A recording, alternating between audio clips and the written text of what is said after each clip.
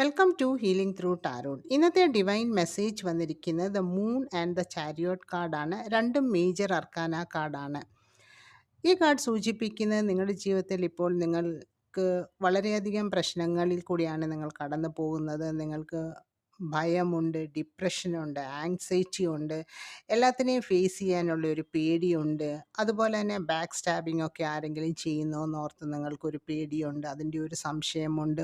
അങ്ങനെ ആകെ കൺഫ്യൂസ്ഡ് ആയ ഒരു സിറ്റുവേഷനിൽ കൂടാണ് നിങ്ങൾ കടന്നു പോകുന്നത്. അങ്ങനെയാണെങ്കിൽ തന്നെയും നിങ്ങൾക്ക് യൂണിവേഴ്സായിട്ട് അതിനൊരു മാർഗം കാണിച്ചു തരുന്നുണ്ട്. അതാണ് ദ ചാരിയോട്ട് കാർഡ് വന്നിരിക്കുന്നത്.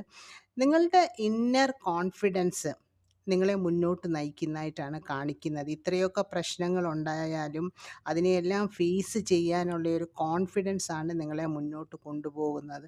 എന്ത് പ്രശ്നം വന്നാലും അതിനെ ഫേസ് ചെയ്ത് അതിനെ ലക്ഷ്യത്തിൽ എത്തിക്കും എന്നുള്ള ഒരു കോൺഫിഡൻസും ക്ലാരിറ്റിയും നിങ്ങളുടെ ഉള്ളിൽ ഉണ്ടാകുന്നുണ്ട്.